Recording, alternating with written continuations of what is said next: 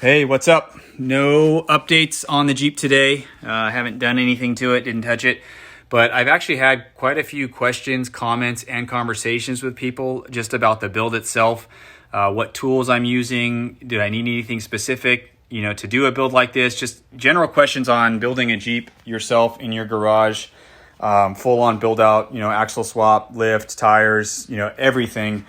From a stock Jeep to a rock crawler daily driver. So I figured I'd address some of the stuff that I've done on it, some of the things that I've basically, kind of how I've gone about it, stuff that I bought, tools that I'm using, tools that I try and keep in my arsenal all the time.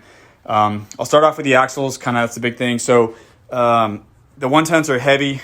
They're way more massive and beefy than these guys. We were able to move those. Like two guys, one on each side. The stock axles, I move those no problem. The 1-tons, on the other hand, weigh 500 something pounds per. So I bought an engine hoist. This is a Harbor Freight 2-ton. When I went to buy the 1.5, they were out of stock, so I ended up just getting this one because it was what they had. Definitely a lifesaver in terms of getting the axles, the crates, and everything off of the truck and into the garage. And then from there, basically, I went ahead and put them on furniture moving dollies. And as I transition over to there, I'm going to kind of address something else I get a lot of questions and comments on is the carpet in the garage. It's kind of funky. It is actually kind of cool when you're working on your back all day in the garage to have like carpet underneath you versus the hard ground, especially since my creeper broke, the wheel fell off. So don't buy this creeper right here because the wheels fall off. It was great until the wheel fell off, but now my back hurts. Anyhow. My house this is actually a barn. It's not even a garage. It's an old barn. My house was built in the 1854. It's an old Gold Rush hotel. And the barn is next door to my house, basically attached to my house. And that is my garage / workspace. So, kind of funky, but definitely a cool spot. I'm going to redo this entire thing and turn it into a workshop. / garage for the Jeep and for working on Jeeps and kind of make it, a little bit easier to do stuff. It would have been nice for this build, but we'll do that later on. So anyhow, the carpet's going to go, but I actually get a lot of people comment about the carpet.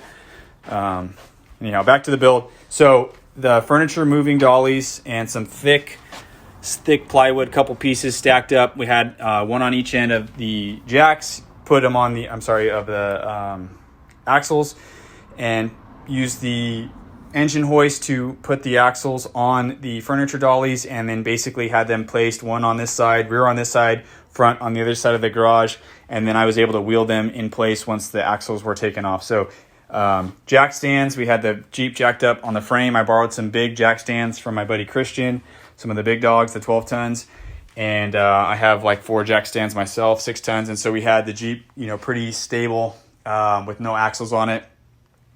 Multiple jacks to raise and lower the axles into position, kind of get one on each side and bring the axle up evenly and lower it or move it as needed. So once we got them off the dollies and onto the jacks, and then kind of started bolting control arms into place to hold the axle. So that was kind of the axle aspect of it. So really all I bought for that was the engine hoist and the dollies, which I'm sure I'll find a use for those. And I'm pretty sure I can use that engine hoist again with how many people I know that are building Jeeps and are into off-road type stuff. I'm pretty positive we'll use that again. So other than that, tools wise, nothing like super crazy specific, normal, mechanic type tool set. Obviously an extensive socket set is good.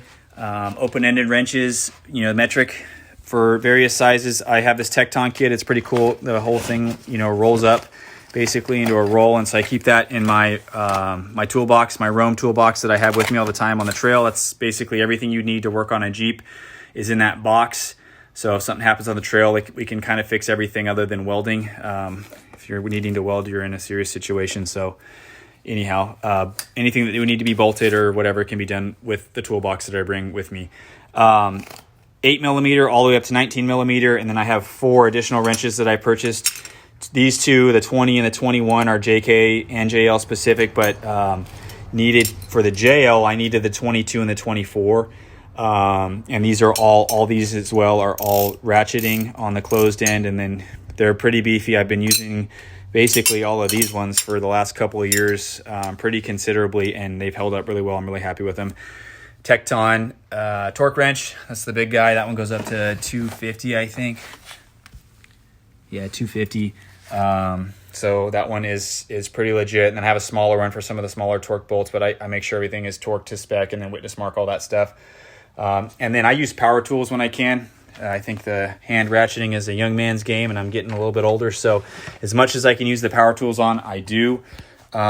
This is probably one of my favorites, or was my favorite, the big dog, the M18 Impact. This thing will rip a bolt head off if you let it, so you got to be careful on that one, but that thing is a workhorse, and I've definitely used the heck out of that. It's pretty awesome. This is my new favorite. This is a M12 stubby Impact, and this thing will obviously get into a lot tighter spaces than the big dog will, and I'm pretty impressed with the power. This thing will zip lug nuts right off, and for the most part it'll address any bolt you have on the Jeep. Some of the stubborn ones maybe you'll need a little bit more power for, but this thing will get in there and get most of that stuff taken off if you need to.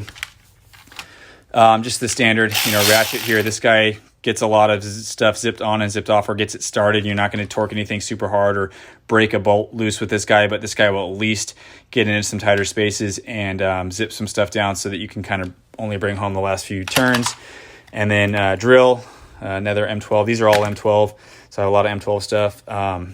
Just for size wise, this thing is drilled through steel for me, no problem, for all kinds of stuff, bumpers, sliders, body panel, all that stuff. So a lot of drilling on this one with the fenders, and I'll be drilling all the mounts for the rock sliders until I weld them on. And then just,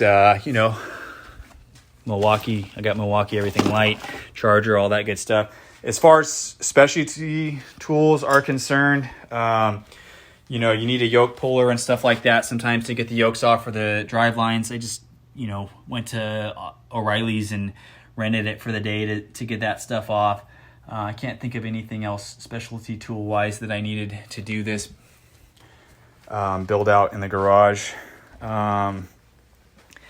Good to have some big wrenches. I got some big crescent wrenches. My dad was a contractor, and he had everything.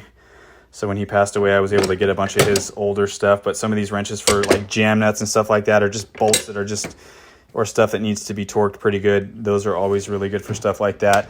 Cut-off wheel, I use this thing a lot, and flat disc. So I do want to get a battery-powered Milwaukee at some point, but that guy's been good. And then the Sawzall just a little bit. I hardly use that. That's why it's not top of the line, name brand deal. Paint mask, paint all my own stuff. So that's kind of it for the tools. If I think of anything else, I'll add it maybe in the comments. If you guys have questions on anything that I've done, or specifics, tools-wise that are needed or anything like that, just hit me up, let me know. But yeah, it's definitely been fun.